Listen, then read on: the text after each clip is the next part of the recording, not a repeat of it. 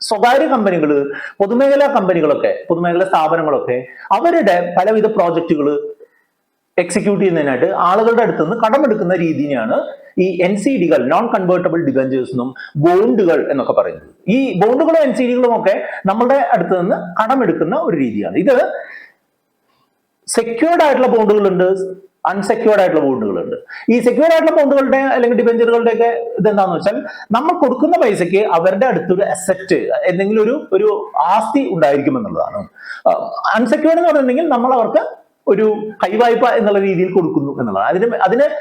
അതിന്റെ പിറകില് അസറ്റുകളൊന്നും ഇല്ല എന്നുള്ളതാണ്. അപ്പോൾ സെക്യൂർഡ് ആയിട്ടുള്ള ബോണ്ടുകളും കടപ്പത്രങ്ങളും കൂടുതൽ സെക്യൂരിറ്റി ഉള്ളതും, അൺസെക്യൂർഡ് ആയിട്ടുള്ളത് താരതമ്യേന സെക്യൂരിറ്റി കുറവാണെന്നുണ്ടെങ്കിൽ ഇൻട്രസ്റ്റ് കൂടുതൽ തരുന്നതാണ്. ഈ സെക്യൂർഡ് ആയാലും അൺസെക്യൂർഡ് ആയാലും ബോണ്ടുകളും കടപ്പത്രങ്ങളും സാധാരണ ബാങ്ക് നിക്ഷേപങ്ങളെക്കാൾ കൂടിയ വരുമാനം തരുന്നതാണ്. ഒരു കാര്യം പറയട്ടെ, ഇത് ഇൻഷുറൻസ് ഉള്ള തരത്തിലുള്ള സംവിധാനമല്ല. പണം പോയാൽ അല്ലെങ്കിൽ കമ്പനി പൊട്ടിയാൽ പണം പോയി എന്നുള്ളതാണ്. അതുകൊണ്ട് തന്നെ അവര് സാധാരണ ബാങ്കിനേക്കാളൊക്കെ ഉയർന്ന രീതിയിലുള്ള പണം തരാറുണ്ട്.